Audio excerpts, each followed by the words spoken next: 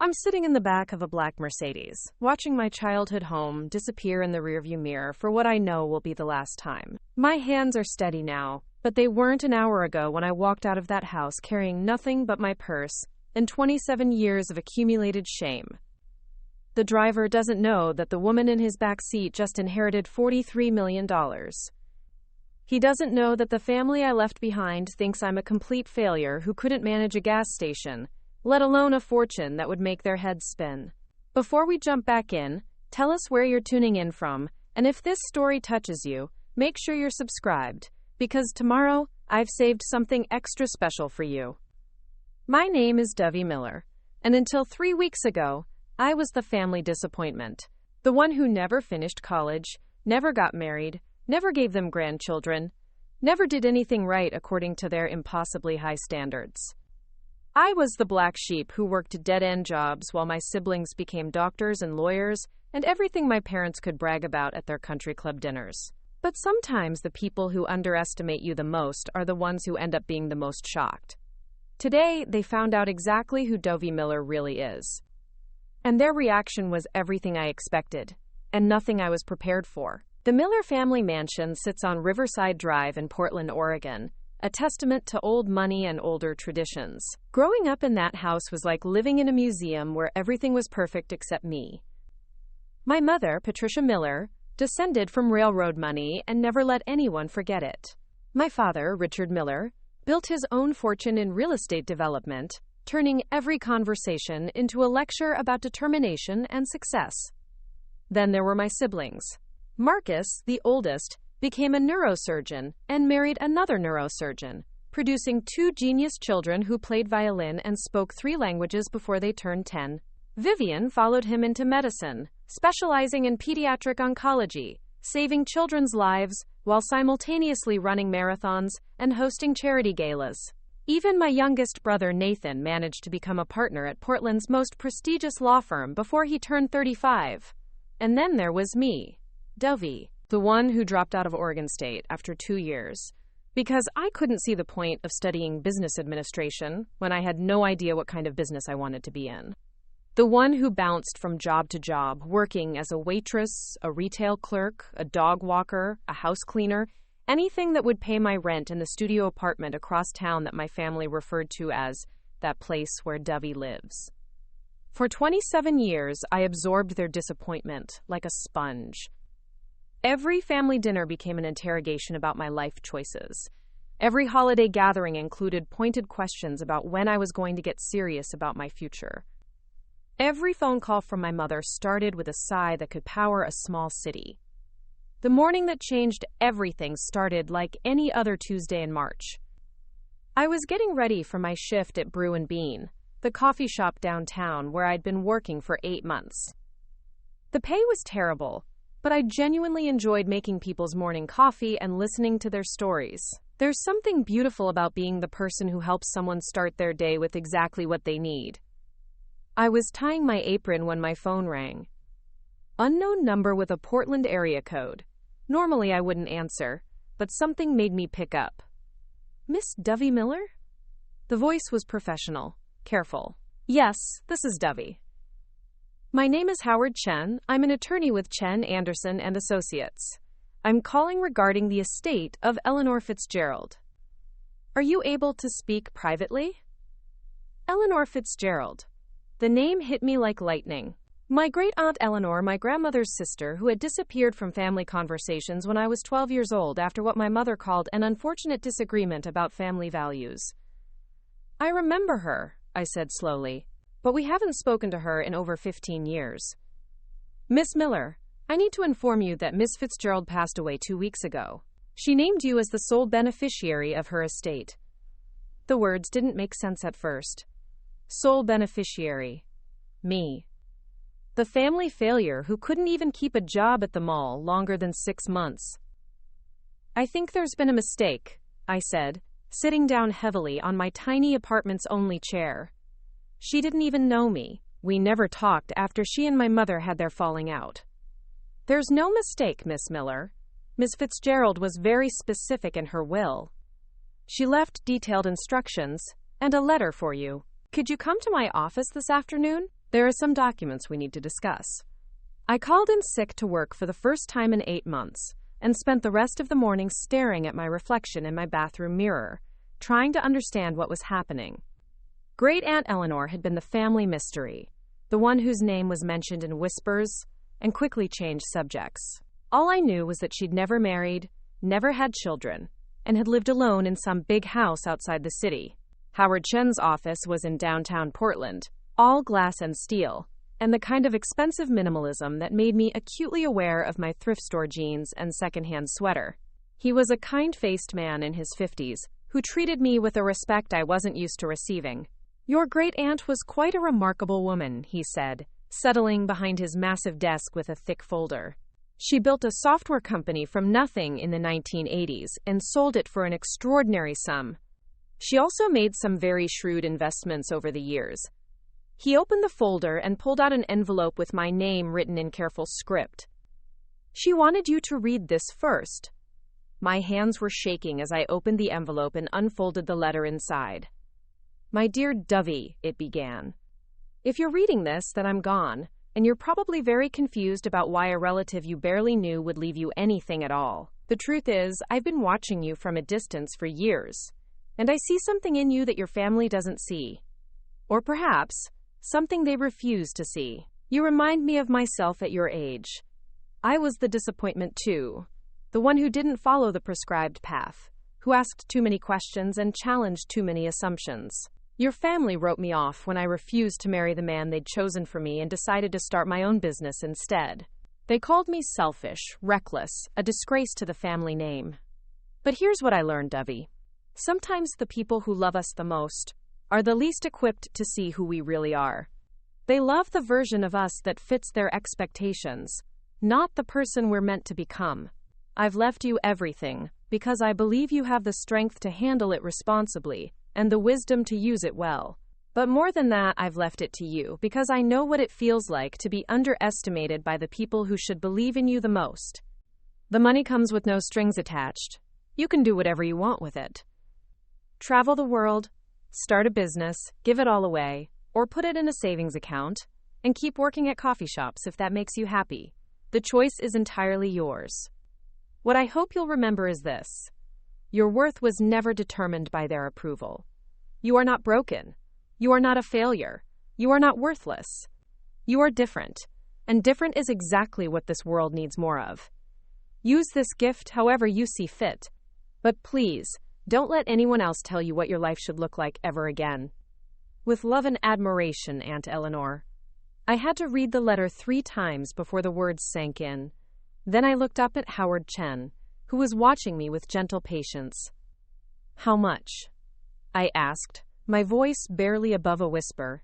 He slid a document across the desk. The number at the bottom made my vision blur. $43,200,000. I stared at the number until it stopped looking like numbers and started looking like hieroglyphics. $43 million. More money than my entire family had combined. More money than I'd ever imagined existing in one place. This includes her house, which is worth approximately $2.8 million, her investment portfolio, and liquid assets, Howard explained. There are also some specific bequests to charities, but the bulk of the estate comes to you. I couldn't speak. I couldn't think. I could barely breathe. "Miss Miller, are you all right?" "I work at a coffee shop," I said, the words tumbling out in a rush. "I make $9 an hour plus tips. My car is 15 years old, and the check engine light has been on for 6 months. I buy my clothes at thrift stores, and I eat ramen noodles 4 nights a week. This doesn't make sense." Howard smiled. Miss Fitzgerald was very specific about wanting to leave her estate to someone who understood the value of work, who wasn't entitled or spoiled.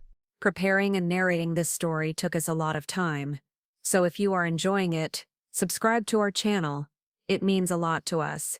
Now, back to the story. "She said you were the only person in her family who had to build character the hard way." The next week passed in a blur of paperwork, meetings with financial advisors, and trying to process the fact that my entire life had changed overnight. Howard helped me set up accounts, explained the tax implications, and connected me with a wealth management firm that specialized in sudden inheritance cases. I didn't tell anyone. Not my coworkers at the coffee shop, not my landlord, not even my best friend Sarah, who'd been listening to me complain about my family for years. I kept going to work, kept living in my studio apartment, kept eating ramen noodles while I tried to figure out what this all meant. But the secret was eating me alive. Every time my mother called to ask when I was going to get a real job, every time one of my siblings made a casual comment about my lack of ambition, every time I sat through another family dinner listening to them discuss my failures like I wasn't even there, I wanted to scream. The breaking point came on a Sunday afternoon in April. My mother had called to inform me that Marcus and his family were coming to town for Easter, and she expected me to join them for dinner. Not invited me. Expected me. Dovie, I really think this might be a good opportunity for you to talk to Marcus about your situation, she said in that careful tone she used when she was trying to manage my life. He knows some people who could probably help you find something more suitable than serving coffee. More suitable? Well, dear, you're 27 years old. Don't you think it's time to start thinking about your future?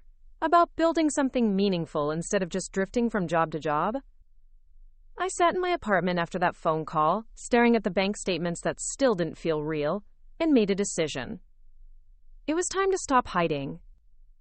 Easter dinner at the Miller family mansion was exactly what I expected. Marcus held court at one end of the dining room table, discussing a groundbreaking surgery he performed. Vivian dominated the other end with stories about her latest research breakthrough. Nathan was in the middle sharing details about a high-profile case he just won. And I sat there, the family disappointment in my Target dress and drugstore makeup, listening to them talk around me like I was furniture. Dovie's been working at that little coffee place downtown, my mother announced during a lull in conversation, her tone suggesting I'd been playing with dolls or collecting stickers. We're hoping she'll start thinking about something more serious soon. The service industry can be good experience, Marcus said, in his condescending doctor voice. Builds character. But you can't do it forever, Dovie. You need to start thinking about a career. What kind of career could she even have at this point? Vivian asked, not unkindly, but with the casual cruelty of someone who'd never failed at anything. She doesn't have any real skills or education. There are always trade schools, Nathan offered. Maybe something practical. Dental hygienist, maybe, or medical billing. I set down my fork and looked around the table at these people who'd known me my entire life and somehow understood nothing about who I was. Actually, I said, my voice steady for the first time in years, I've recently come into some money. The conversation stopped. 6 pairs of eyes turned to me with expressions ranging from curiosity to skepticism. Oh, honey, my mother said with that patient smile she used when I said something particularly naive. Did you win a scratch-off ticket? The laughter that followed wasn't mean-spirited, exactly, but it carried 27 years of assumptions about my capacity for success. Not exactly, I replied. Great-aunt Eleanor left me her estate. The laughter died. My father, who'd been half listening while checking his phone, looked up with sudden interest. Eleanor? My mother's voice was sharp. Eleanor Fitzgerald. That's impossible. She was estranged from this family. She wouldn't have left you anything. She left me everything, I said quietly. Her house, her investments, her entire estate. How much? Nathan asked, his lawyer instincts kicking in. I took a deep breath. $43 million. The silence that followed was so complete I could hear the grandfather clock ticking in the hallway. Then Marcus started laughing. Dovie, come on. You don't have to make up stories to get attention. I'm not making anything up. $43 million? Vivian's voice was skeptical. Eleanor was eccentric, but she wasn't wealthy. She lived in that old house by herself for 30 years. She built a software company in the 80s, I said, sold it and invested the money. Howard Chen is handling the estate, if you want to call him. My father was staring at me like he'd never seen me before. You're serious. Completely serious. This is ridiculous, my mother snapped. Eleanor barely knew you. You met her maybe 3 times before we stopped speaking to her. Why would she leave you anything, let alone that kind of money? I pulled out my phone and showed them the bank account Howard had helped me set up. The balance was clearly visible. $43,247,892.33. The number hit the table like a bomb. Holy shit, Nathan whispered, then immediately apologized for swearing at the dinner table. That can't be real, Vivian said, reaching for my phone. This has to be some kind of mistake or fraud or... It's real, I said, pulling my phone back. I've spent the last 3 weeks working with lawyers and financial advisors, making sure it's all legitimate and properly managed. Marcus was staring at me like I'd grown a second head. Dovie, do you understand what this means?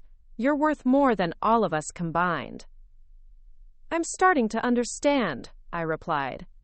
My mother's face had gone through several color changes, finally settling on a pale green that matched the dining room wallpaper. This changes everything. We need to discuss how to handle this properly. You'll need guidance, management, someone to help you make responsible decisions. Actually, I don't. Don't be ridiculous, Dovie. You can't possibly manage that kind of money on your own. You've never been responsible with finances. Because I've never had any finances to be responsible with, I pointed out. Kind of hard to develop money management skills on $9 an hour. This is exactly what I'm talking about, my father interjected. You need professional help. We can connect you with our financial advisor, help you set up proper trusts and investments.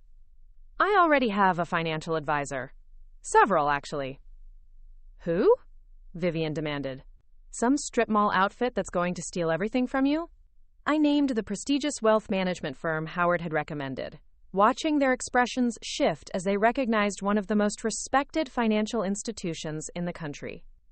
They don't typically take clients with less than $50 million in assets, Nathan said slowly. I know. The dinner that had started with casual dismissal of my life choices had transformed into something resembling a board meeting. Suddenly, everyone had opinions about what I should do with money they'd spent the last 27 years, assuming I'd never have. You should buy a house, Marcus suggested. Real estate is always a solid investment. You should establish a foundation, Vivian added. Something focused on education or medical research. You need to think about tax implications, Nathan warned. This kind of windfall requires serious planning. You should quit that coffee shop job immediately, my mother declared. It's beneath you now. I listened to them plan my life with the same confidence they'd always used when discussing my failures, and felt something I'd never experienced before in this house. Complete and utter clarity about who these people really were. Actually, I said, standing up from the table, I like my job at the coffee shop. I'm good at it, and it makes me happy. I'm not quitting.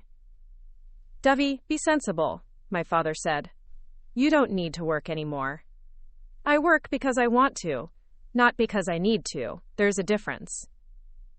But what will people think? My mother asked. A millionaire working at a coffee shop? I don't care what people think. I haven't cared what people think for a long time now. That was a lie. I'd cared desperately what these people thought for 27 years. But looking around this table, at these faces that had spent so long reflecting disappointment back at me, I realized something profound. Their opinion of my worth had never been based on who I actually was. It had been based on how well I performed the version of myself they wanted me to be. You're not thinking clearly, Vivian said. This kind of money comes with responsibilities. You can't just keep living like a college student. I'm thinking more clearly than I ever have, I replied. And what I'm thinking is that all of you spent my entire life telling me I was worthless, but I'd never amount to anything, that I was the family disappointment. Now suddenly, because I have money, you want to manage my life and tell me how to be responsible? We never said you were worthless, my mother protested, but her voice lacked conviction. You didn't have to say it outright. It was in every conversation, every phone call, every family gathering. I was the one who couldn't do anything right, remember? The one who needed to get serious about my future. We were trying to motivate you, my father said defensively. You were trying to shame me into becoming someone I'm not. I walked to the window that overlooked the garden where I'd played as a child back when I still believed that love and approval were the same thing. "Here's what's gonna happen," I said, turning back to face them. "I'm going to keep living my life exactly the way I want to live it. I'm going to make my own decisions about the money, my job, my future, everything. And I'm going to do it without asking for anyone's permission or approval." "Dovie, you can't be serious about cutting us out," Marcus said, and for the first time I heard something like panic in his voice. "I'm not cutting you out. I'm setting boundaries. There's a difference." "We're your family," my mother said, her voice taking on a pleading quality I'd never heard before. "We love you." "You love the idea of me having money," I corrected. "For 27 years, you loved me conditionally, based on whether I was meeting your expectations, following your timeline, becoming the person you thought I should be. Now that I have money, suddenly I'm worth listening to?" The silence stretched between us like a chasm. "Great Aunt Eleanor saw something in me that none of you ever bothered to look for," I continued. "She saw someone worth investing in. Someone with value beyond their ability to check boxes and follow conventional paths. She saw me." I picked up my purse and headed toward the door. "Where are you going?" my mother called after me. "Home. To my studio apartment that you think is beneath me. To eat ramen noodles that I actually enjoy. To plan a life that makes me happy instead of one that makes you proud." "Dovie, wait," Nathan said, following me to the door. "Let's talk about this rationally. We can work something out." I turned to look at him, this brother who'd spent years treating me like a cautionary tale. "Nathan, 3 hours ago you suggested I might be suited for medical billing. Now you want to work something out because I have money. Do you see how that might affect my opinion of your sincerity?" He had the grace to look ashamed. I walked out of that house for the last time, leaving behind 27 years of trying to earn love from people who had never bothered to know me well enough to love me properly. The black Mercedes was waiting in the circular driveway, my new reality taking me away from my old life. As we drove through Portland's quiet streets, I thought about Eleanor's letter, about her words that my worth was never determined by their approval. She was right. I had spent so long measuring myself by their standards that I'd forgotten to develop my own. But here's what Eleanor might not have expected. Having $43 million didn't make me feel powerful or vindicated or superior. It made me feel free. Free to stop apologizing for being myself. Free to stop seeking approval from people who had never really seen me. Free to build a life based on my own values instead of their expectations. The money was just paper and numbers. The real inheritance Eleanor had left me was permission to stop being ashamed of who I was. And for the first time in 27 years, that felt like everything I'd ever needed. 3 days after walking out of my family's house, I was standing in the kitchen of Eleanor's estate, holding a cup of coffee, and trying to wrap my mind around the fact that this was all mine now. The house was a sprawling Victorian masterpiece, perched on 15 acres overlooking the Columbia River, with gardens that looked like something from a magazine, and rooms filled with artwork I was pretty sure belonged in museums. Howard Chen had given me the keys the day before, along with a thick folder containing everything I needed to know about maintaining a property of this size. There was a groundskeeper named Miguel, who came twice a week, a housekeeper named Rosa, who'd worked for Eleanor for over 20 years, and enough antique furniture to stock a dozen shops. But it was the study that took my breath away. Floor-to-ceiling bookshelves lined 3 walls, filled with first editions and leather-bound volumes that smelled like vanilla and old secrets. Eleanor's desk sat in front of a massive window that framed the river like a painting, and scattered across its surface were journals, notebooks, and what appeared to be decades of correspondence. I'd been avoiding this room for 3 days, afraid that going through Eleanor's personal things would feel like trespassing. But this morning, sitting in her kitchen drinking coffee from her china cups, I realized that she'd left me more than just money and property. She'd left me her story, and maybe the key to understanding why she'd chosen me.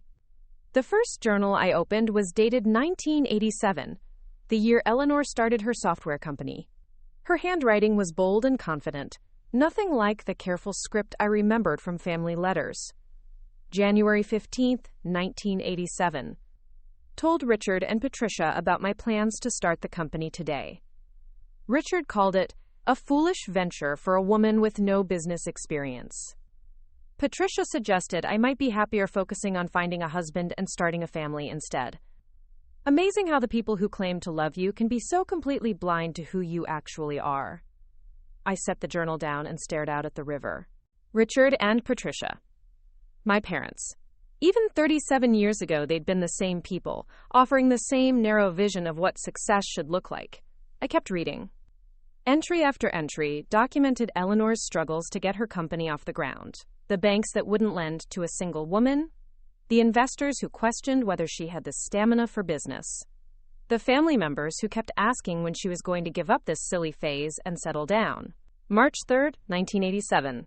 Closed my first major contract today. 6 months of 18-hour days, living on coffee and determination, and finally someone sees the value in what I'm building. Called to share the news with the family. Mother asked if this means I'll finally have time to focus on getting married. I wanted to scream. The entries painted a picture of a woman who was brilliant, determined, and utterly alone in her ambitions. Every success was met with backhanded congratulations from family members who clearly hoped she'd fail and return to a more conventional path. June 12, 1989. Sold the company today for more money than I ever imagined possible. At 32 years old, I'm financially independent for life. Called Patricia to share the news. She said, "That's nice, Eleanor, but money can't replace a family." Sometimes I think they'd rather see me poor and married than wealthy and single. I found myself getting angry on Eleanor's behalf. This woman I'd barely known who'd fought for every success while her own family treated her dreams like inconvenient hobbies. But as I continued reading, I began to understand why she'd been watching me all these years. December 25, 2003. Christmas dinner at Richard and Patricia's house. Watched little Dovie today, maybe 10 years old, sitting at the kids' table while her siblings discussed their academic achievements. She was drawing pictures on her napkin instead of listening, and when Patricia noticed, she told her to pay attention to how successful people talk about their goals. The look on that child's face broke my heart. She's going to spend her whole life trying to fit into a mold that was never meant for her. Eleanor had been watching me since I was a child, seeing something in me that even I hadn't recognized. April 8, 2015. Heard through the family grapevine that Dovie dropped out of college. Patricia called it another disappointment. But I see it differently. The girl has instincts. She knew that path wasn't right for her, even if she couldn't articulate why. There's wisdom in walking away from something that doesn't fit, even when everyone else thinks you're making a mistake. I set the journal down and walked to the window, looking out at the gardens Eleanor had cultivated over decades of solitude. She'd been collecting evidence of my character, while my own family was collecting evidence of my failures. Where they saw laziness, she saw someone still searching for their purpose. Where they saw lack of ambition, she saw someone who refused to settle for a life that didn't inspire them. My phone rang, interrupting my thoughts. Sarah's name flashed on the screen. "Hey, stranger," she said when I answered. "You've been MIA for days. Everything okay?" Sarah Martinez had been my best friend since we met working at a bookstore 4 years ago. She was the only person who'd ever encouraged my tendency to change jobs when something didn't feel right, the only one who'd supported my decision to drop out of college without making me feel like a failure. "Actually, something pretty major happened," I said, settling into Eleanor's leather chair. "Can you come over? I need to show you something." "Sure. Your place, or should we meet somewhere?" I gave her Eleanor's address, smiling at the thought of her reaction when she saw where I was living now. Sarah arrived an hour later, driving her ancient Honda up the winding driveway with her mouth hanging open. I met her at the front door, watching her take in the gardens, the fountain, the sheer scope of the property. "Okay, what the hell, Dovie, did you rob a bank? Are you house-sitting for someone famous? Please tell me you're not involved in some elaborate money laundering scheme." I laughed, realizing how good it felt to share this with someone who knew me well enough to be genuinely excited rather than immediately skeptical. "Come inside. I'll explain everything." I told her about Eleanor, about the inheritance, about the family dinner, where I'd finally revealed the truth. Sarah listened without interrupting, her expression shifting from disbelief to amazement, to something that looked suspiciously like pride. $43 million, she repeated when I finished. Dovie, do you understand that you never have to worry about money again? Ever. I'm starting to understand that. And your family's reaction was to immediately try to manage your life for you? Pretty much. They went from treating me like the family failure to treating me like an incompetent child who couldn't be trusted with her own inheritance. Sarah was quiet for a moment, processing everything I'd told her. You know what the craziest part of this is? She finally said. You're exactly the same person you were last week. The money doesn't change who you are, but it's showing you who everyone else really is. She was right. The inheritance hadn't transformed me into someone different. It had simply given me the freedom to stop apologizing for being myself. So what are you going to do? Sarah asked. I honestly don't know yet. Eleanor didn't leave any strings attached or expectations about how to use the money. It's completely up to me. That's incredible. And terrifying. Mostly terrifying, I admitted. I've spent my whole life being told I make bad decisions. Now I have more money than I know what to do with, and complete freedom to make whatever decisions I want. You know what I think? Sarah said, curling up in one of Eleanor's antique chairs like she'd been visiting this house her whole life. I think Eleanor left you the money precisely because you don't know what to do with it yet. Anyone else would have already had a plan, a strategy, a way to turn it into something bigger or more impressive. But you're taking time to think about what actually matters to you. We spent the rest of the afternoon exploring the house together. Sarah was enchanted by Eleanor's library, impressed by the art collection, and absolutely amazed by the wine cellar that apparently held bottles worth more than most people's cars. This woman had incredible taste, Sarah said, running her fingers along the spines of first edition novels. And she lived here all alone? For 30 years. The housekeeper told me Eleanor rarely had visitors. She worked in her study, tended her gardens, and read voraciously. She traveled sometimes, but this was her sanctuary. It's beautiful, but it's also kinda sad. All this luxury, and no one to share it with. I thought about that as Sarah left that evening, promising to come back soon and help me figure out what to do with rooms I'd probably never even see, let alone use. Eleanor had built an incredible life for herself, but it had been a solitary one. She'd chosen independence over family approval, and while that choice had brought her financial success and personal fulfillment, it had also brought loneliness. The next morning, I was back in Eleanor's study, reading through more of her journals, when I came across an entry that stopped me cold. September 14th, 2019. Watched Dovie through the coffee shop window today. She was training a new employee, and I could see how naturally she connected with people, how she made that nervous teenager feel comfortable and confident. Patricia calls her aimless, but I see someone who understands that work should be about more than just earning money. There's dignity in any job done with kindness and integrity. Eleanor had been watching me work. She'd seen something in my attitude toward a minimum wage job that my own family had dismissed as evidence of my lack of ambition. October 2nd, 2020. Dovie's been at the coffee shop for over a year now, longer than any previous job. Patricia mentioned at Richard's birthday party that she's, quote, finally showing some stability, but she said it like it was barely worth noting. What she doesn't see is that Dovie isn't just stable there, she's thriving. She's found something that suits her temperament and values, even if it doesn't suit their idea of success. I kept reading, discovering that Eleanor had been documenting my life for years, seeing patterns and strengths that I'd never recognized in myself. According to her observations, I wasn't aimless or uncommitted. I was selective.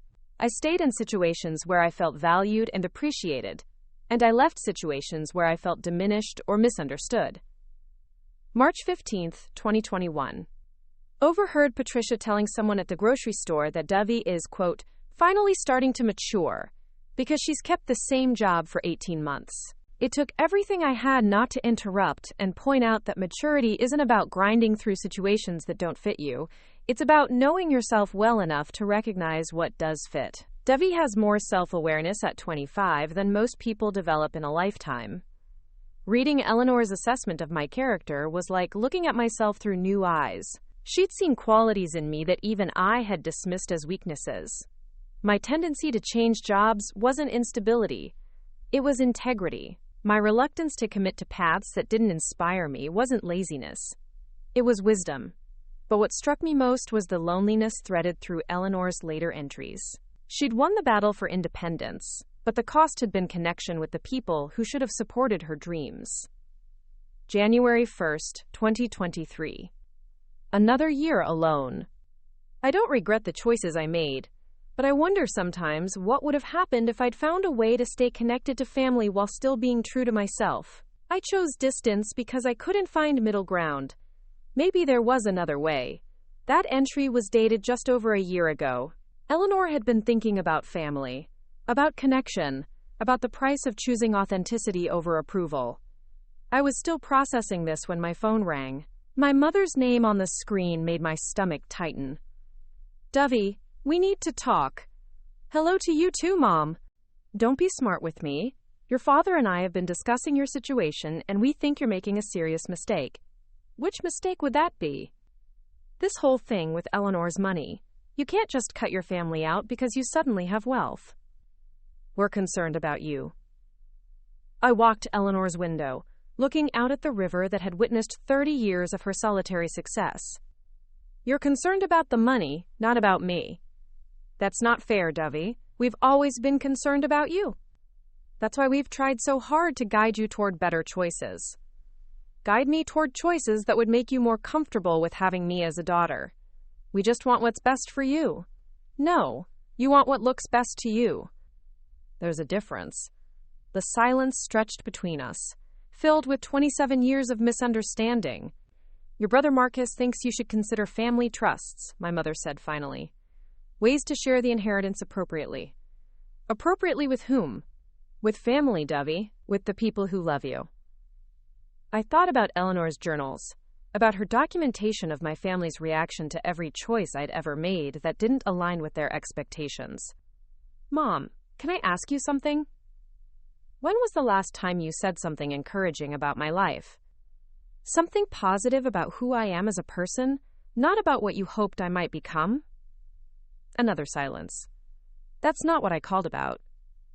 "I know, you called about money.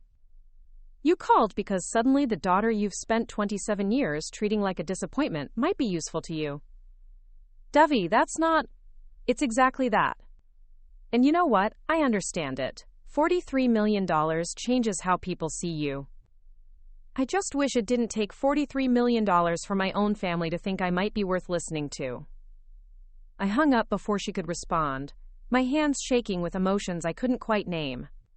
Anger, sadness, disappointment, but also something that felt surprisingly like relief. Eleanor had been right.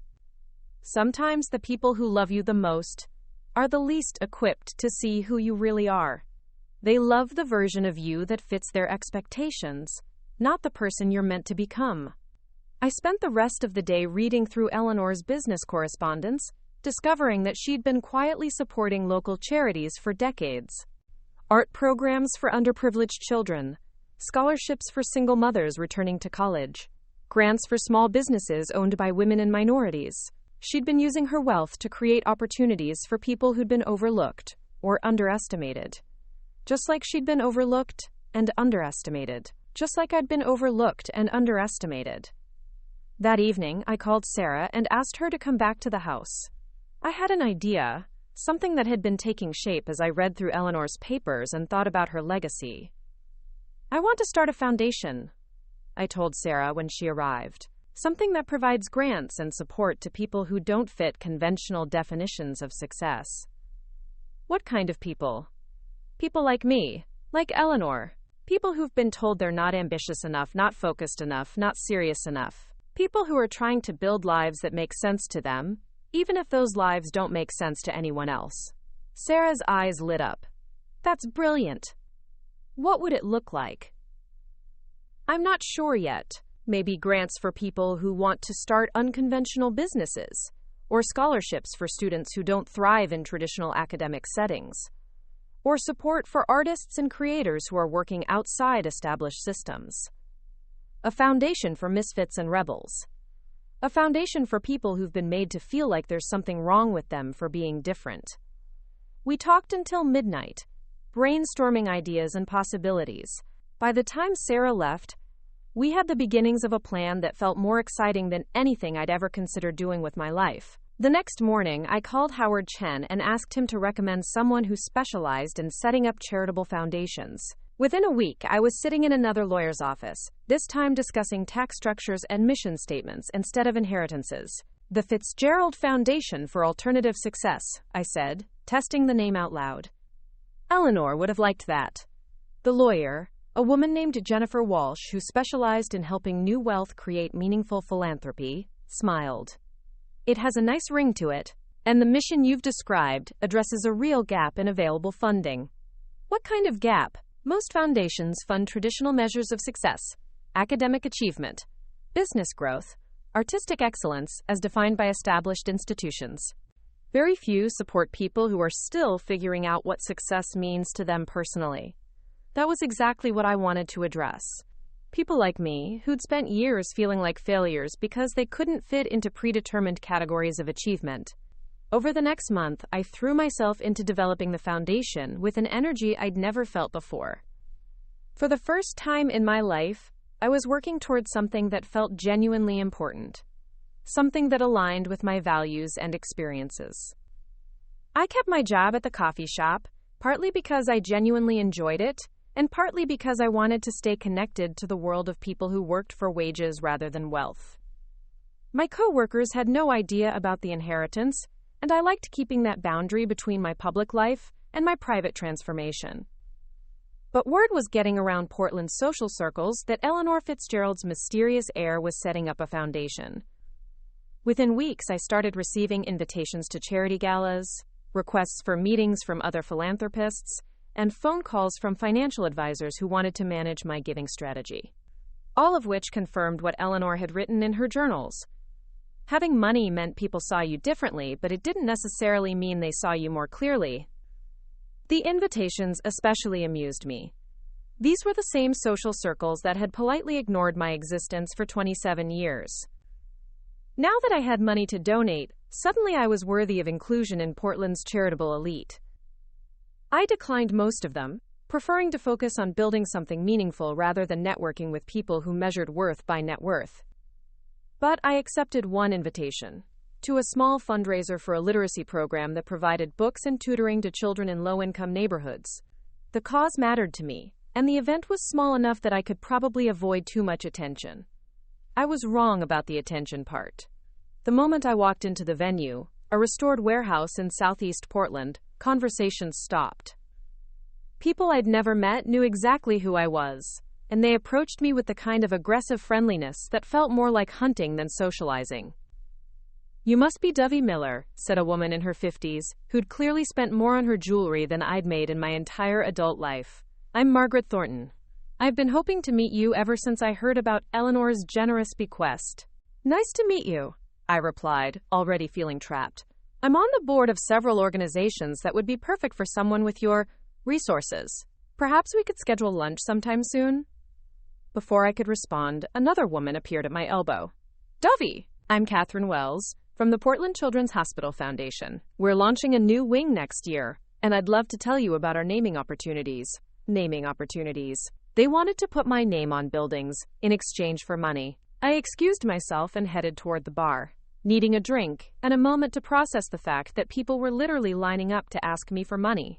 This was my introduction to the world of high-dollar philanthropy, where relationships were measured in donation potential, and conversations were really just elaborate pitches for funding. I was standing at the bar, wondering how soon I could politely leave, when someone spoke from beside me.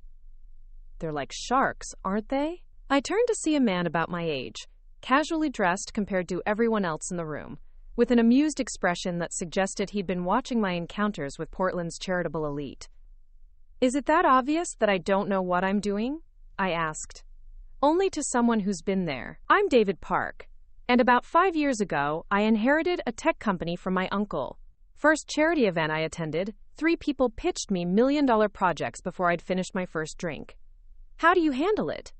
"Very carefully, and with a healthy skepticism about people who suddenly want to be your best friend." David was different from the other people I'd met that evening. He seemed genuinely interested in the literacy program we were supposedly there to support, and he didn't once ask me about my foundation or suggest ways I might want to spend my money. Instead, he told me about his own experience navigating sudden wealth, the learning curve of distinguishing between worthy causes and clever marketing, and the importance of taking time to develop your own philanthropic philosophy before people started trying to shape it for you. The money changes how everyone sees you, he said. But the trick is not letting it change how you see yourself. We talked for over an hour, the first real conversation I'd had with another person who understood the strange intersection of privilege and pressure that came with inherited wealth. When the evening ended, David gave me his card and suggested we continue the conversation over coffee sometime. Not a pitch, he clarified with a smile.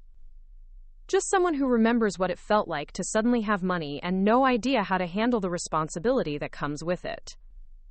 Driving home to Eleanor's house that night, I realized that the inheritance had given me more than financial freedom. It had given me access to a completely different world, one with its own rules and expectations and social dynamics. The question was whether I wanted to be part of that world, or whether I wanted to use the money to create something entirely different. Eleanor had chosen isolation, building walls between herself and people who couldn't understand her choices. But maybe there was another path, one that honored her legacy while still allowing for connection and community. Maybe I could use the money not just to help other people who didn't fit conventional definitions of success, but to build relationships with people who valued authenticity over achievement. The foundation was just the beginning. What I really wanted to create was a different way of measuring worth, one that had nothing to do with money and everything to do with courage, integrity, and the willingness to be yourself, even when no one else understands who that is. Eleanor had given me the resources to do something extraordinary. Now I just had to figure out what extraordinary meant to me. 6 weeks into planning the foundation, I was sitting in my favorite corner booth at Brew & Bean during my lunch break when Marcus walked through the door. Not unusual in itself, since the coffee shop was only a few blocks from Portland General Hospital where he worked, but he never came in during lunch hours. He was the type of person who ate salads at his desk while reviewing patient files. He spotted me immediately and walked over with the determined stride of someone on a mission. "Dovie, we need to talk." "Hello to you too, Marcus. Would you like to sit down?" He slid into the booth across from me, his expensive suit and Rolex looking completely out of place in the casual coffee shop atmosphere. Several of my coworkers glanced over curiously, probably wondering why someone who looked like he belonged in a boardroom was sitting with their colleague who served lattes. "This whole situation has gotten out of hand," he said without preamble. "Which situation would that be?" "Don't play dumb, Dovie. You know exactly what I'm talking about." This foundation idea, cutting off communication with the family, refusing to take our calls. Mom is beside herself with worry. I took a sip of my coffee, buying time to process the fact that my brother had tracked me down at work to have this conversation in public, where I couldn't exactly storm out or hang up on him. I'm not cutting off communication. I'm setting boundaries. Call it whatever you want, but you're being selfish and irresponsible. The accusation hit harder than I expected, mostly because it echoed doubts I'd been having about my own decisions. Was I being selfish? Was I using the money as an excuse to punish my family for years of disappointment? How exactly am I being selfish, Marcus? You inherited $43 million that could benefit the entire family, and instead of discussing how to handle it responsibly, you're planning to give it away to strangers. It's not the family's money. It's mine. Eleanor left it specifically to me. Because she was a bitter old woman who wanted to spite the rest of us. The casual cruelty of that statement took my breath away. This was how my family talked about Eleanor, the woman who'd built a fortune from nothing and chosen to share it with someone she believed deserved a chance. Eleanor wasn't bitter. She was disappointed. There's a difference. She was vindictive. She knew that leaving you that money would cause problems in the family. Maybe she knew that leaving me money would reveal problems that already existed in the family.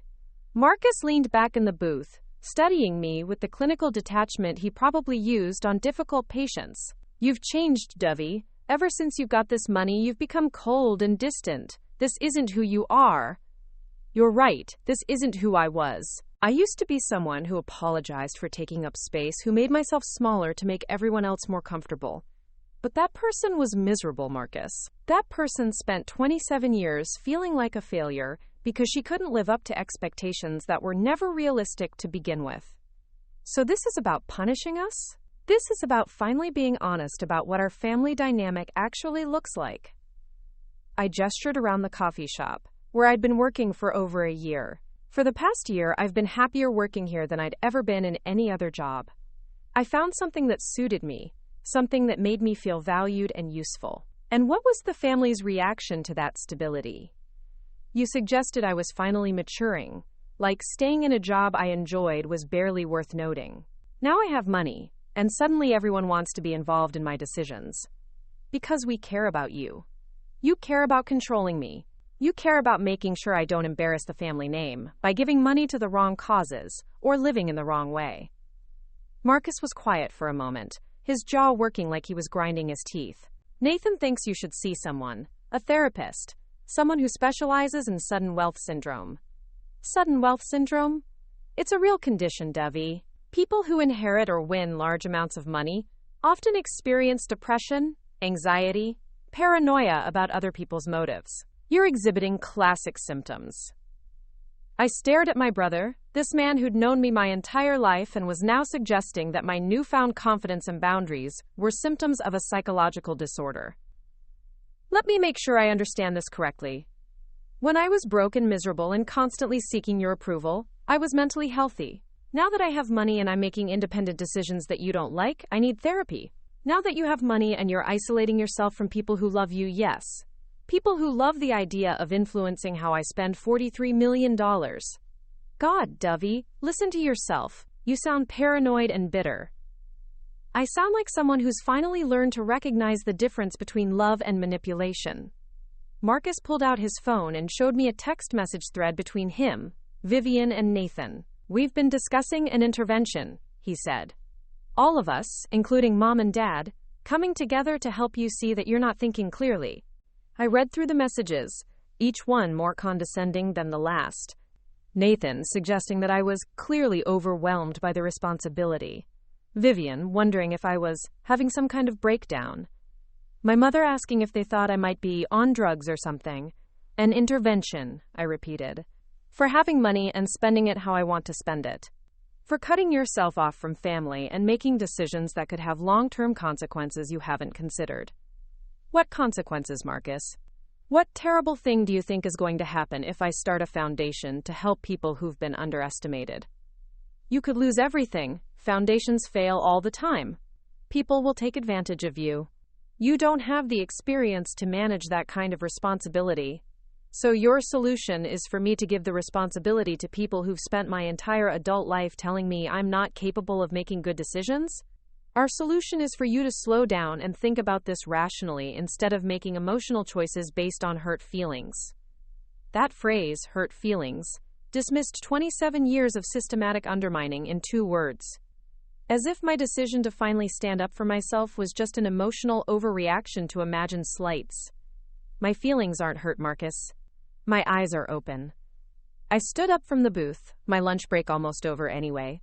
Tell the family that their intervention isn't necessary. I'm thinking more clearly than I ever have in my life. Dovie, wait.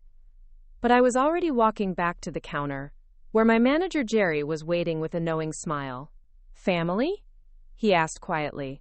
Brother. Looked intense. He thinks I'm having a psychological breakdown because I inherited money and I'm not letting them control how I spend it.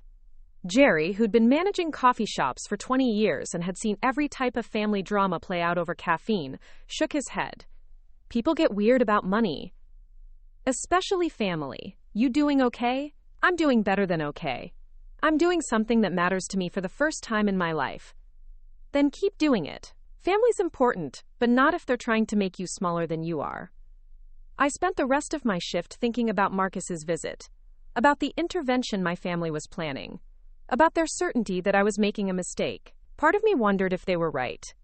Maybe I was being reckless with money I hadn't earned. Maybe I should be more conservative, more careful, more willing to listen to people with more experience managing wealth.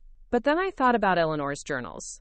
about her documentation of my character over the years, about her belief that I had the wisdom to use the inheritance well. She'd chosen me specifically because I wasn't the obvious choice, because I understood what it felt like to be dismissed and underestimated. After work, I drove to Eleanor's house and went straight to her study, where I'd been spending most of my evenings reading through her papers and developing the Foundation's mission statement. Tonight, though, I pulled out my laptop and started writing a different kind of document. To my family, I began, then stopped and deleted it. This wasn't a letter to them. This was a letter to myself, a manifesto of sorts, about what I'd learned and what I intended to do with that knowledge. I spent 27 years believing that love meant approval, that family meant acceptance, that belonging meant conforming to other people's expectations of who I should be. I measured my worth by how well I could anticipate and meet other people's needs, how completely I could disappear my own desires in service of keeping everyone else comfortable. The inheritance from Eleanor didn't change who I am. It revealed who I've always been, underneath the layers of shame and self-doubt that accumulate when you spend your whole life trying to fit into spaces that were never designed for you. I am not selfish for wanting to use this money in ways that align with my values instead of other people's priorities. I am not irresponsible for trusting my own judgment after 27 years of being told it's flawed. I am not having a breakdown for finally recognizing the difference between people who support my growth and people who prefer my compliance. Eleanor saw something in me that my own family couldn't see. She saw someone worth investing in, someone with the capacity to use resources wisely and compassionately. She saw someone who understood that success isn't about meeting other people's definitions of achievement, but about finding work that feels meaningful and relationships that feel authentic. The foundation isn't just about helping other people who've been underestimated. It's about proving to myself that I can trust my own instincts, that I can build something worthwhile, that I can use privilege responsibly without letting other people dictate what responsibility looks like. This money is Eleanor's vote of confidence in my character. It's her belief that I will use it well, whatever that means to me. And for the first time in my life, I'm going to trust that someone else's faith in me might be more accurate than my own self-doubt. I saved the document and sat back in Eleanor's chair, feeling something settle in my chest that I recognized as resolution. My family could plan their intervention. They could diagnose me with sudden wealth syndrome, or any other condition that helped them make sense of why I was no longer willing to be managed by their expectations. But I was done seeking their approval. I was done measuring my choices by their comfort level. I was done shrinking myself to fit into their vision of who I should be. The next morning, I called Jennifer Walsh, the lawyer helping me establish the foundation, and told her I wanted to accelerate the timeline. Instead of spending 6 months developing the perfect structure, I wanted to be operational within 8 weeks. That's ambitious, she said. Is there a particular reason for the urgency? I want to start helping people before my family convinces me I'm not qualified to help anyone. Jennifer was quiet for a moment. Dovie, can I ask you something personal? Sure. How much of your hesitation about this foundation comes from your own doubts, and how much comes from other people's opinions about what you should be doing? It was a question I'd been avoiding asking myself. Probably more from other people's opinions than I want to admit. In my experience, people who inherit significant wealth face enormous pressure to spend it in ways that make other people comfortable. Conservative investments, traditional philanthropy, established institutions. There's a lot of judgment about unconventional approaches to giving. Is my approach unconventional? Supporting people who don't fit traditional success metrics? Absolutely. But unconventional doesn't mean unwise. Some of the most effective philanthropy I've seen has come from people who were willing to fund things that established foundations wouldn't touch.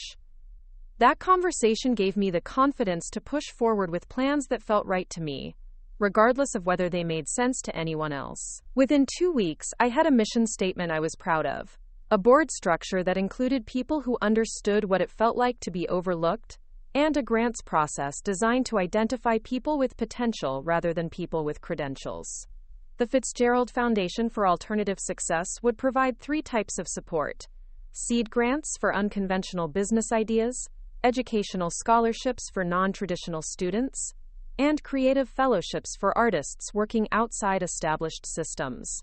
Our first round of applications would open in 60 days. I was reviewing grant criteria with Jennifer when David Park called.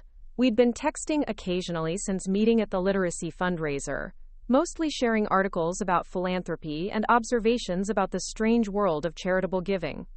I heard through the nonprofit grapevine that you're launching a foundation, he said. Congratulations, what's the focus? I explained the mission and approach, expecting him to offer polite encouragement and maybe some advice about grant-making processes.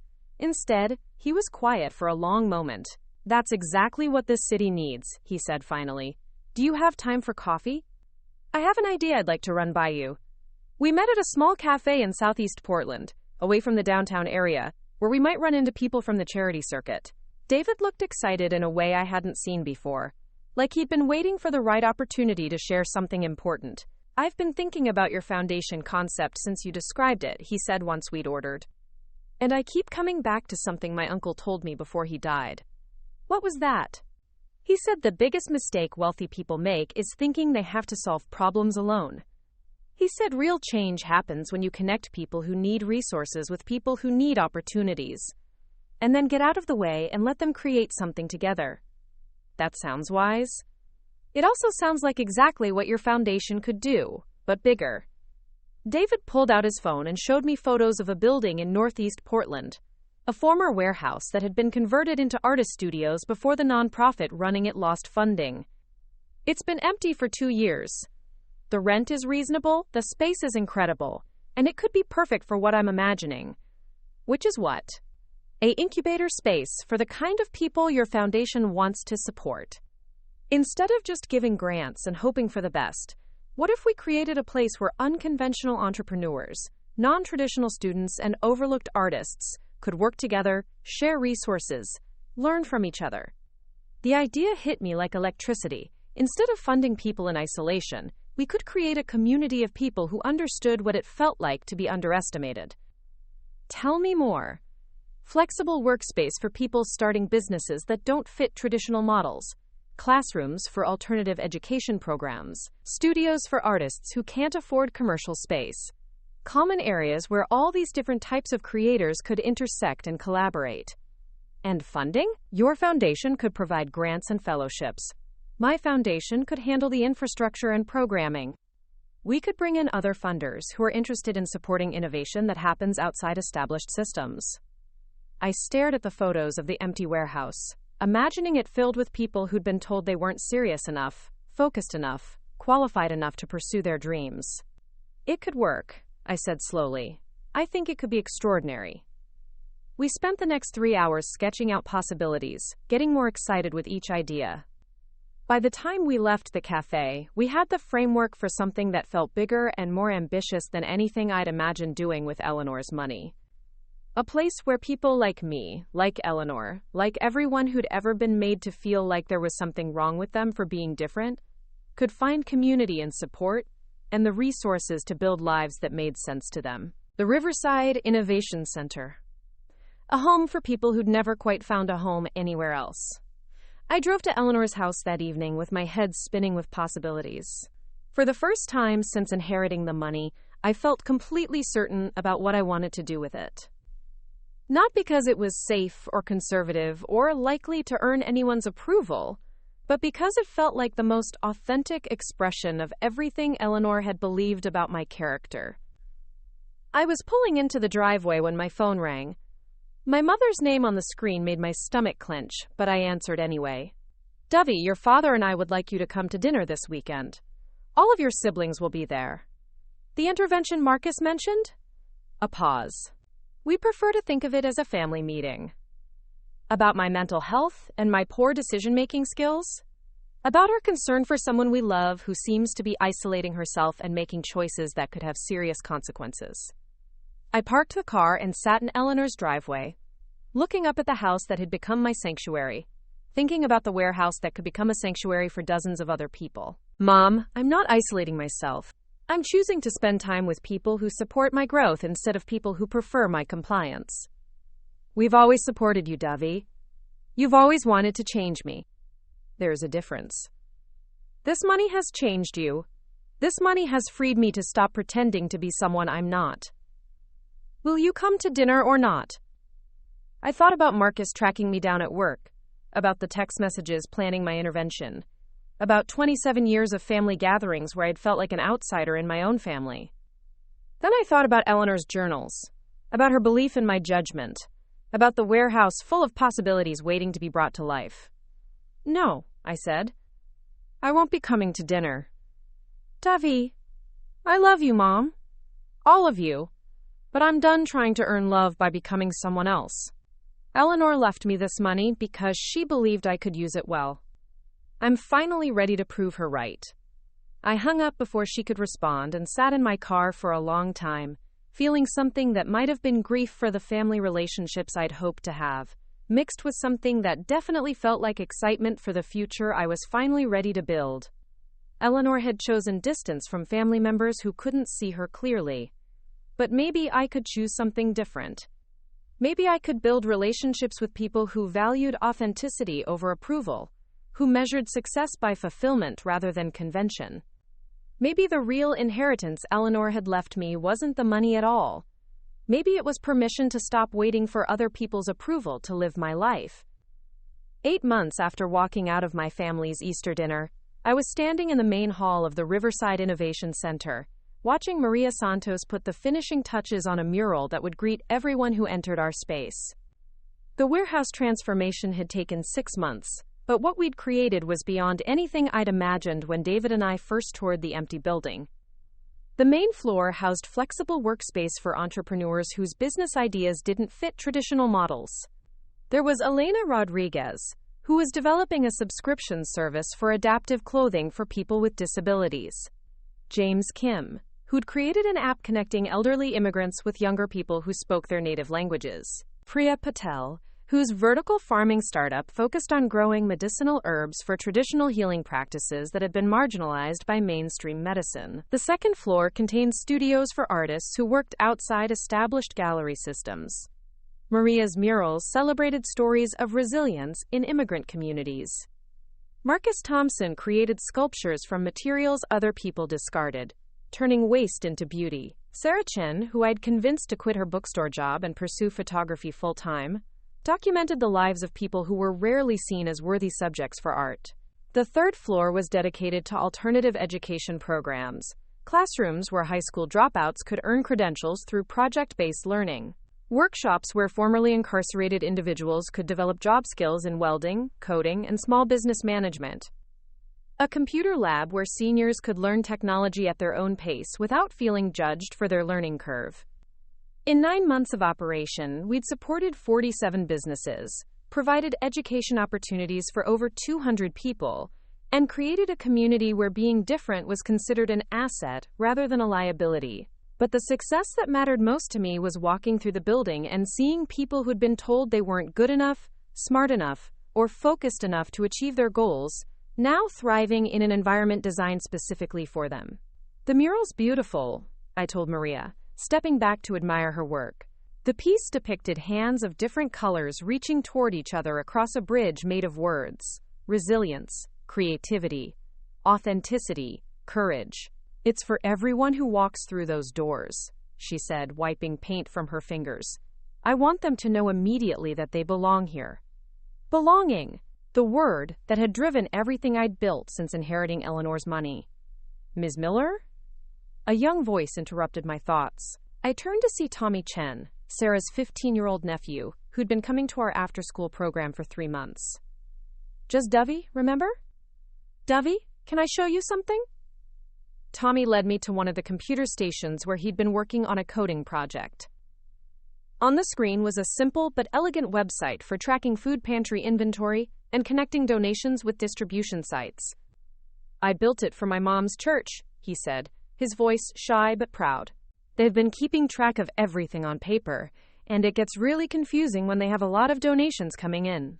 "Tommy, this is incredible. How long did it take you to build?" "About a month." Miguel helped me figure out the database structure, and Lisa taught me some design principles. Miguel was a formerly incarcerated veteran who'd started learning programming in our computer lab.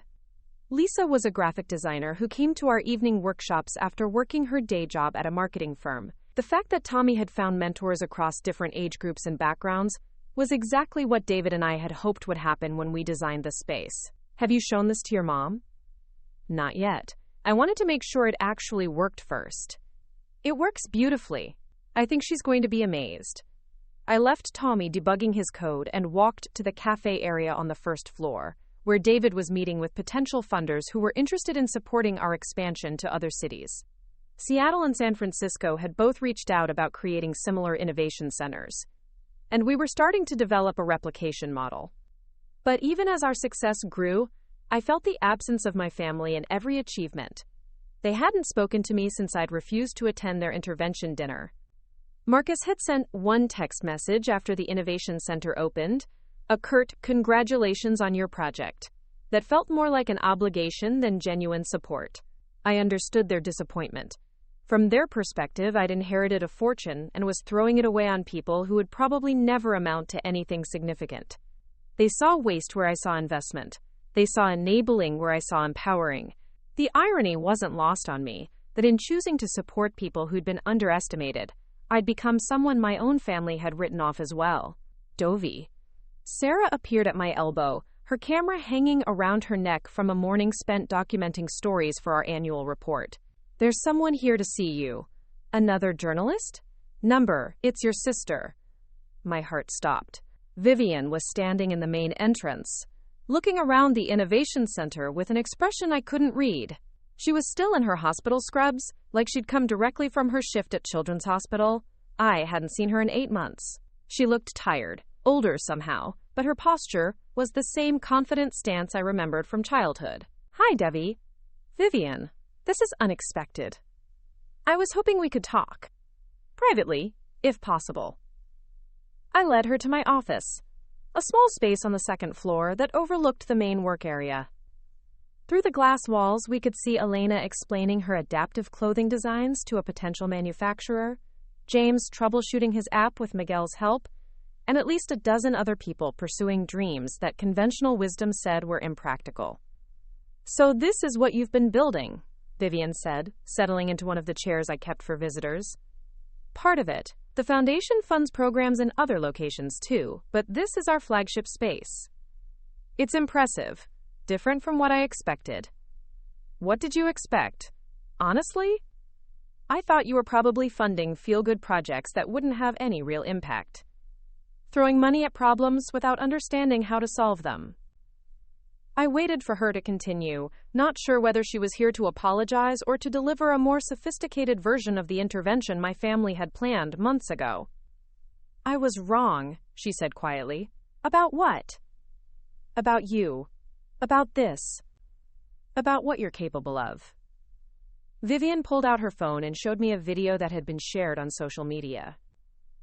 It was Tommy, demonstrating his food pantry tracking system to a room full of church volunteers, explaining how the program could help them serve their community more efficiently. A colleague at the hospital shared this with me. She said Tommy's mother had been talking about how much the boy had learned at some innovation center downtown. When I realized it was your innovation center, I had to come see for myself. Tommy's one of many success stories. I looked into the others. Elena Rodriguez's adaptive clothing line just got picked up by a major retailer. James Kim's Language Connection app is being pilot tested in nursing homes across the Pacific Northwest. These aren't just feel-good projects, Dovie. You're actually changing people's lives. People who nobody else believed in. People who nobody else bothered to look at. Vivian was quiet for a moment, watching the activity in the main workspace below us. I owe you an apology, she said finally. We all do. For what specifically? For assuming that because you didn't follow a conventional path, you didn't have the judgment to handle major decisions. For thinking that because you'd struggled to find your place in traditional systems, you couldn't build something meaningful outside those systems. For thinking I was having a psychological breakdown because I finally learned to trust my own instincts? That too. Vivian's smile was rueful. Marcus feels terrible about that conversation at the coffee shop. He's been following your foundation's work online, and he keeps saying he can't believe he suggested you needed therapy for being more confident and independent. How is Marcus? Humbled. He's been volunteering at a free clinic in Southeast Portland, working with people who don't have insurance or legal status. It's the first time he's practiced medicine outside a hospital setting, and he's learning a lot about how many barriers exist for people who don't fit into standard healthcare systems. That was an interesting development. Marcus had always been brilliant at treating individual patients, but he'd never shown much interest in systemic problems that made healthcare inaccessible for entire populations. What changed his mind about that kind of work? You did. After you turned down our family intervention, he started questioning whether we actually understood what success looked like for people whose lives don't follow predictable patterns. He realized he'd been so focused on climbing the traditional medical career ladder that he'd lost sight of why he wanted to be a doctor in the first place. To help people who needed help the most. The free clinic serves exactly the kind of patients you're supporting through your foundation, people who've been written off by conventional institutions. I thought about Marcus working with uninsured immigrants and undocumented workers, people whose lives were complicated by circumstances beyond their control. Maybe he was beginning to understand what Eleanor had seen in me all those years ago. What about the rest of the family? Nathan's been doing pro bono work for small business owners who can't afford legal fees. Mom and Dad they're struggling with the fact that all 3 of their children have made major life changes in the past year. Because of me? Because of what happened when we tried to control your life decisions. It made all of us realize how much energy we put into managing each other instead of supporting each other. Vivian stood up and walked to the window, watching Tommy explain his coding project to another teenager who just joined our after-school program. I've spent my career saving children's lives, she said. It's meaningful work, and I'm good at it. But watching what you've built here makes me wonder if I've been thinking too narrowly about what helping people means. How so? I save individual kids who are already sick. You're creating opportunities for people to build healthier lives in the first place. Prevention instead of treatment. There's room for both approaches. There is. But I'm starting to think there might be ways to combine them. She turned back to face me, and I saw something in her expression that reminded me of the sister I'd looked up to when we were children, before family expectations had turned us into competitors for approval. I'd like to learn more about what you're doing here. Not to offer advice or management, but to understand how this model works. I'm thinking about ways pediatric medicine could partner with community organizations to address some of the social factors that affect children's health. You want to collaborate? I want to understand. If there's collaboration that makes sense down the road, great. But first, I need to educate myself about approaches to problem solving that don't rely on institutional authority. That was exactly the kind of thinking I'd hoped the Innovation Center might inspire. People from traditional institutions recognizing that some of the most effective solutions came from outside established systems. You're welcome here anytime, I said. We have community dinners every Friday evening where people share what they're working on and ask for input from other members. It might be a good way to see how collaborative problem-solving works in practice. I'd like that. Vivian gathered her purse and headed toward the door, then paused. Dovie, can I ask you something personal? Sure. Do you miss us? The family, I mean. Before all this tension about the money and the foundation. The question hit deeper than I expected. Did I miss them? I missed the idea of them, the hope that we could have relationships based on genuine understanding and support. But I wasn't sure I missed the actual dynamic we'd had, where love felt conditional on my willingness to be managed. I missed the family I wished we could be, I said finally. I'm not sure I missed the family we actually were. That's fair. And honest. What about you? Do you miss having a sister you could dismiss as the family disappointment? Vivian winced. God, no. I miss having a sister, period. But I never want to go back to treating you like someone who needed our constant guidance and correction. Even if it means accepting that I'm going to keep making choices you don't understand? Especially if it means that. Your choices have been pretty extraordinary so far. After Vivian left, I sat in my office for a long time, processing the conversation and what it might mean for my relationship with my family. For 8 months, I'd been building a life and a community based on the principle that people deserved support without having to earn it, by conforming to other people's expectations. Maybe that principle could extend to family relationships as well. Sarah knocked on my doorframe, interrupting my thoughts. How was that? Surprising. Good, I think. She seemed impressed by the space. More than impressed. I think she's starting to understand that maybe I wasn't having a breakdown when I decided to trust my own judgment. Want to grab dinner? David's bringing the Seattle team by later to see the workspace, but we have a few hours. Actually, I think I want to drive out to Eleanor's grave. I haven't been there since the Innovation Center opened. Want company? I think I need to go alone this time. Eleanor was buried in a small cemetery outside Portland, in a section reserved for people who'd chosen simple headstones over elaborate monuments. Her marker was understated granite, with just her name, dates, and a single line. She saw what others missed.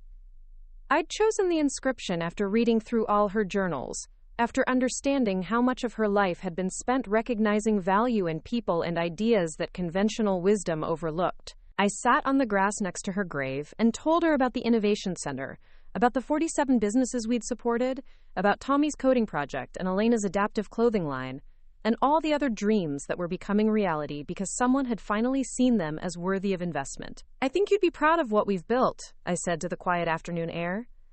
It's not just about the money you left me. It's about the permission you gave me to trust that my instincts might be worth following.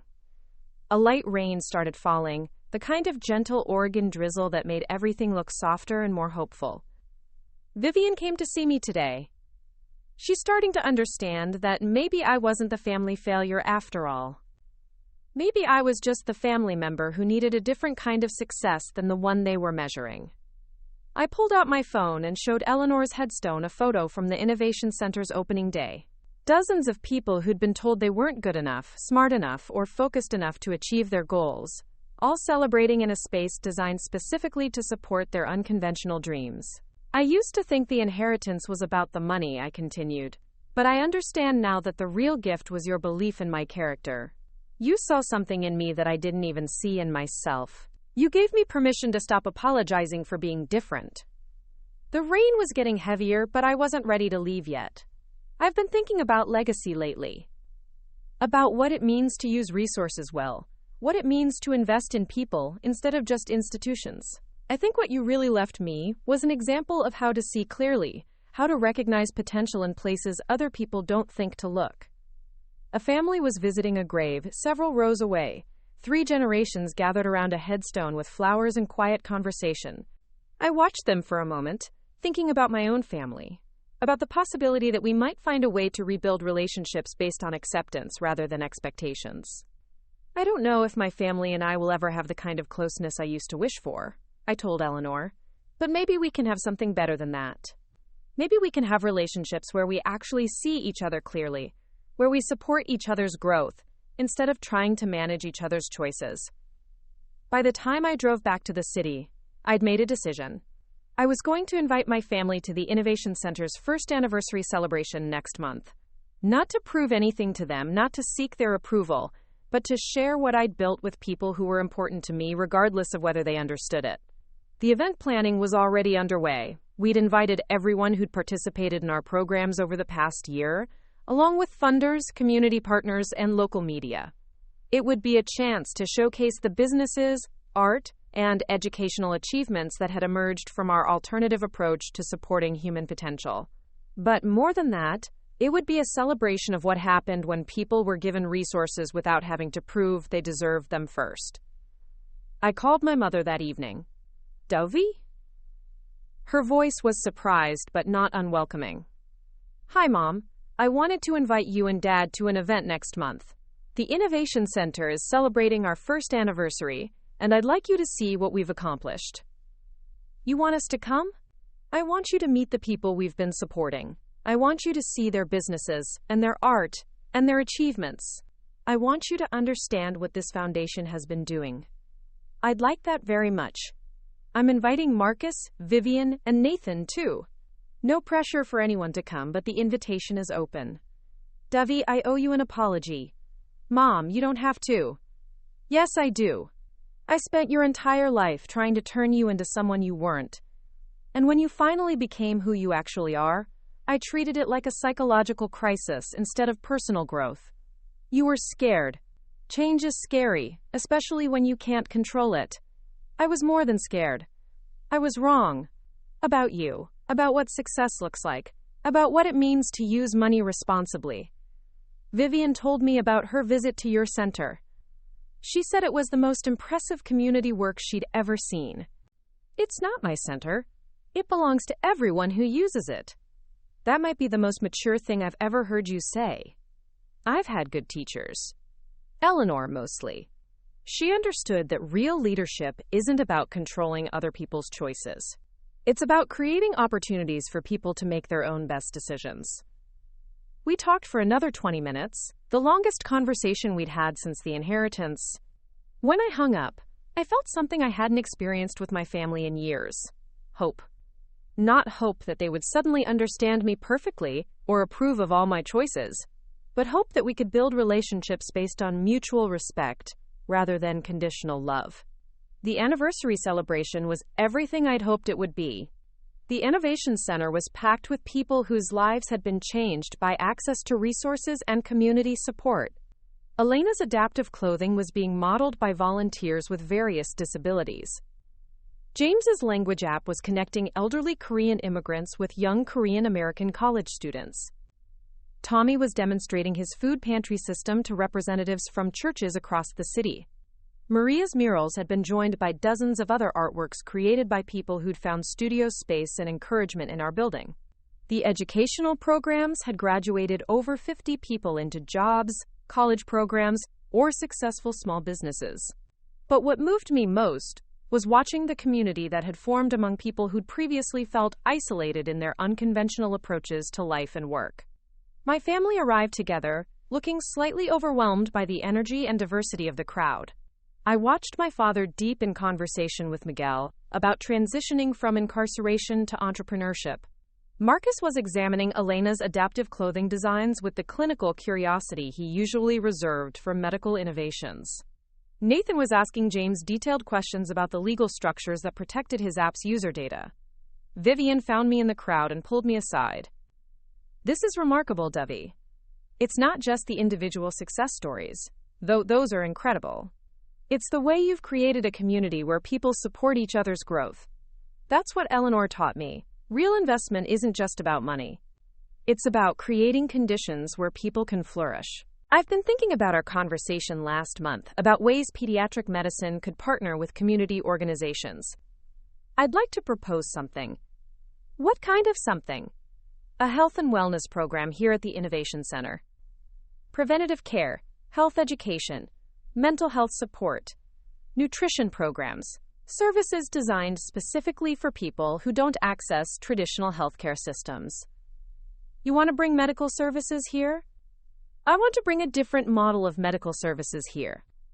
Community-based, culturally responsive, designed to meet people where they are instead of requiring them to navigate institutional barriers. It was an ambitious idea, exactly the kind of thinking I'd hoped the Innovation Center might inspire. Let's talk about it, not just you and me, but with the community members who would be using those services. If they think it's valuable, we can explore making it happen.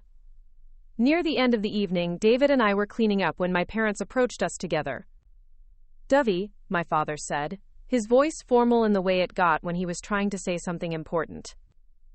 Your mother and I wanted to thank you for including us tonight. Thank you for coming. We also wanted to apologize for the way we handled your inheritance, for the intervention we planned, for assuming you weren't capable of managing significant resources responsibly.